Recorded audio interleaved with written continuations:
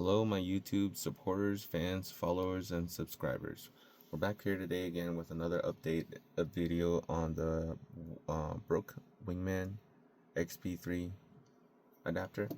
So as you can see here, show you here the title of this adapter. There you go. The Wingman XB3 adapter by Brooks. I'll post a link in the descriptions down below again. Today we're using the Gamesir Tarantula Pro. This was a request from a viewer asking they're having troubles linking their controller to their adapter. So we're going to do this together. So just to show you that I do use this sometimes. So we're going to plug this in, get rapid flashing. So we're going to plug in the adapter.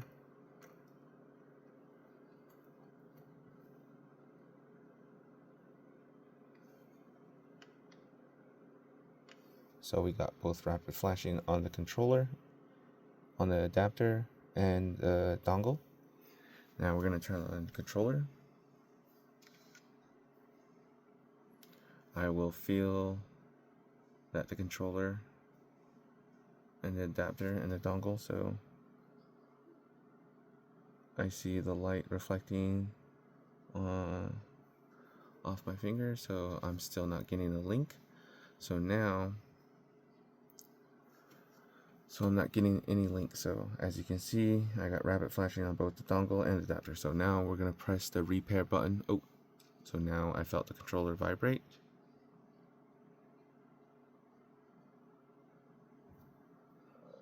Okay, so we still got rapid flashing on both adapters, or the dongle and adapter. So we're gonna press the repair button, hold it down. You will get rapid flashing on the controller. Light went solid. So now we should have up there. So now we have a connected controller on the adapter, as you can see. So now we're gonna see. So this is showing me that this is in DS4 mode, which is technically the DualShock 4,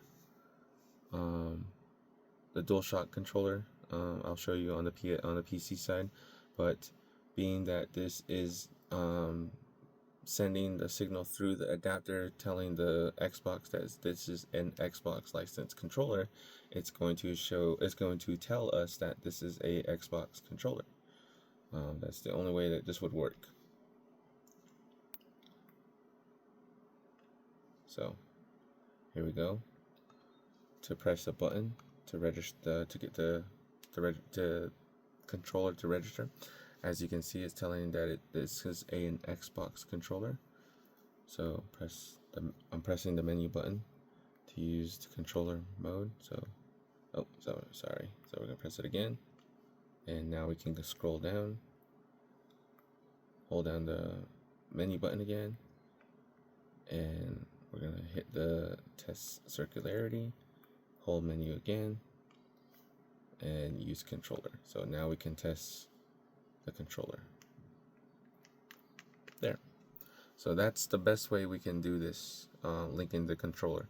So now we're gonna see if we can get this to switch mode. So now this is technically the I'll just show you here.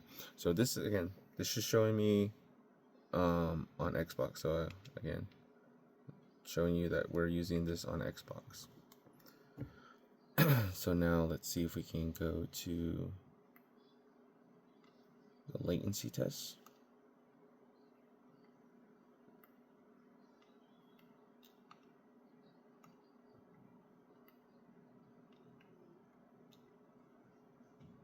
Let's see what we got here.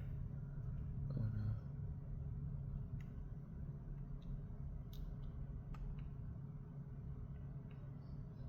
Okay, let's see what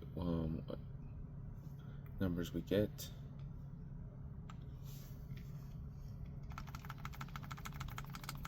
Ooh, getting some very slow numbers, but as you can see,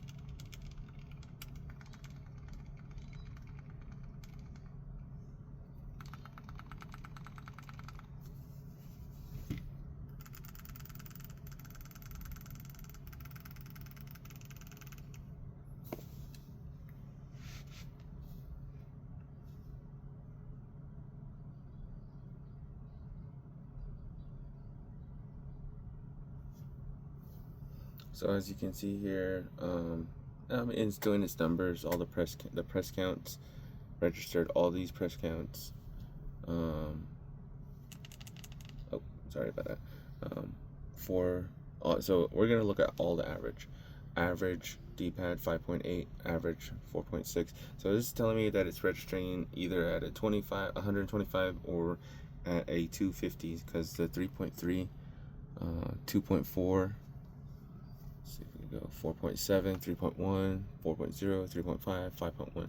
So this is kind of telling me that it might be registering at 250 hertz. So that's the best way I could say that this is all the registering as a latency.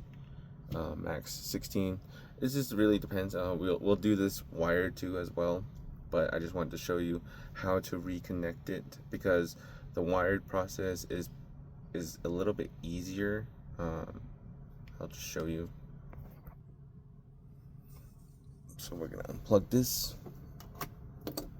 Again, I have two Wingman adapters, so it's nice to have two things, because you get to have this one plugged in still through the dongle, and I get to just use the other adapter, connect it there, and we're gonna connect the controller.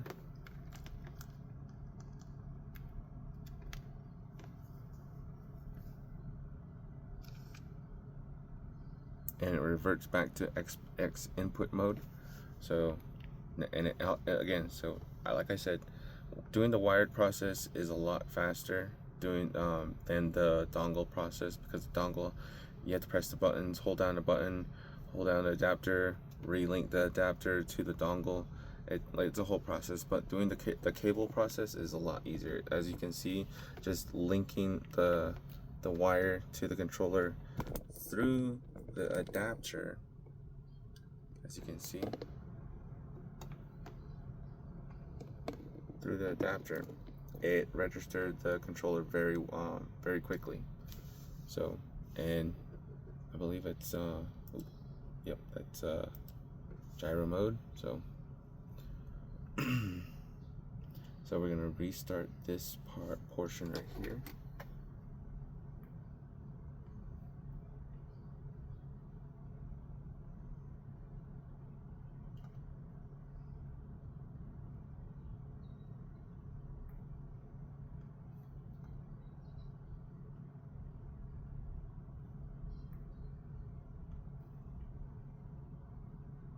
So let's see what we get on wired mode. See if we get better numbers. So here we go again. Hold on the button. Use controller. Here we go.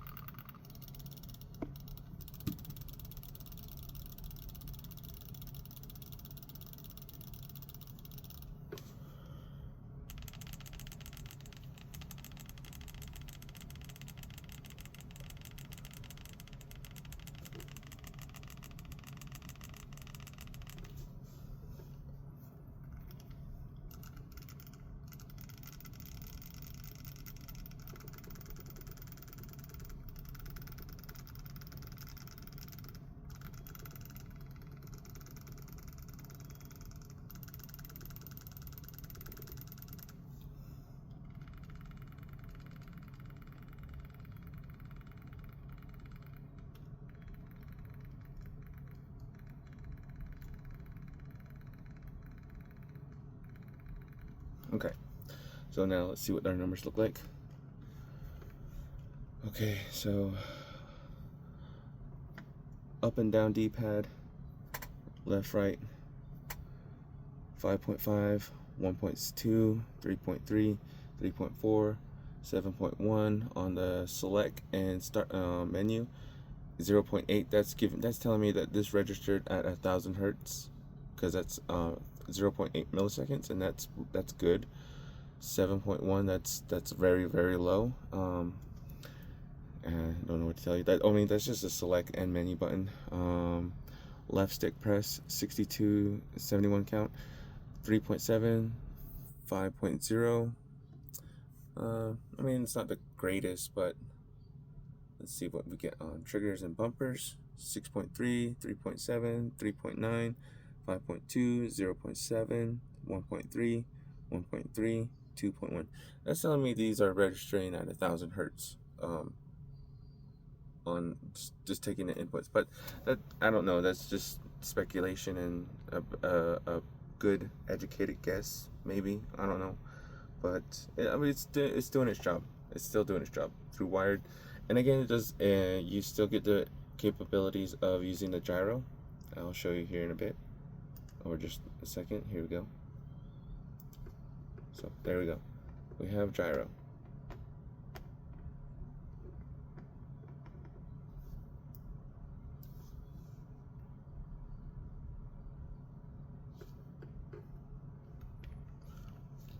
And there you have it. Again, the connection process is a lot simpler. Going through wired, doing this through a wired process, and it reverts back to X input mode automatically. But the dongle is a lot more of a process, because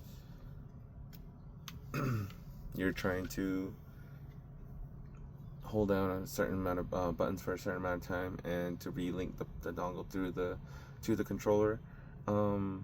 It's a hit and miss process, but it just takes some time. You will have to do it.